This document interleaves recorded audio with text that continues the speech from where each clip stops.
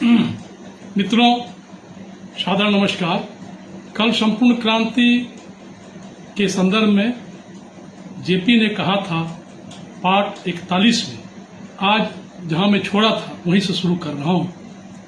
उन्हें संपूर्ण क्रांति की बुनियादी विचारों में प्राकृतिक परिवेशिक रूपरेखा रखी थी। गांव, कस्बे और शहर का प्रश्न भी, जहां तक एक तरफ महानगर, दूसरी तरफ पतोन्मुख ग्रामीण क्षेत्र है।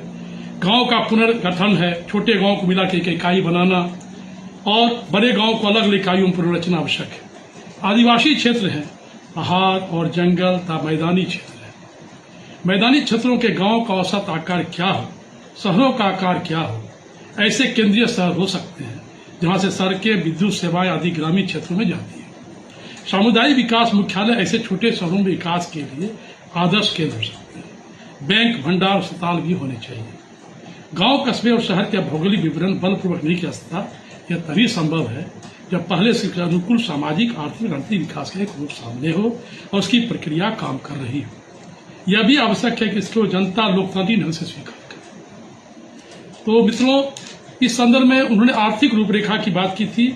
आर्थिक विकास का लक्ष्य होना चाहिए मनुष्य, प्रत्येक वयस्क या परिवार के प्रमुख के लिए काम की व्यवस्था होनी चाहिए। न्यूनतम जीवन मान उपलब्ध हो।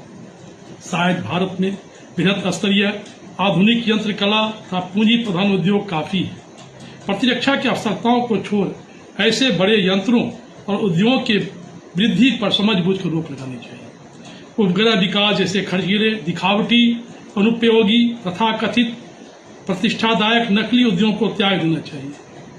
जहां तक मैं समझता हूं कि मैं वैज्ञानिक आकर्षक के पक्ष में हूं, बल्कि मैं केवल विज्ञान के ऐसे उपयोग पर बल दे रहा हूं जो भारत की वर्तमान स्थिति और जनता की आवश्यकताओं को दृष्टि में इसके कल्याण के प्रत्यक्ष संबंध रखता है। मित्रों, इसलिए औद्योगिक विकास की दिशा में मध्यम उद्योग, लघु उद्योग, ग्रामीण उद्योग के विकास की दिशा होनी चाहिए।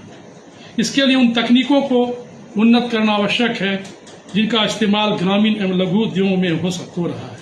समुचित तकनीक के विकास की दिशा में समस्या मूलक शोध कार्य जोरदार ढंग से चलाया जाना चाहिए।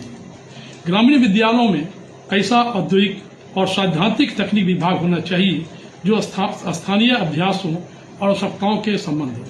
स्वामित्व के प्रकार निम्नलिखित हो सकते हैं: व्यक्तिगत, पारिवारिक स्वामित्व या स्वावलंबी उत्पादों का स्वामित्व या प्रबंधकीय स्वामित्व।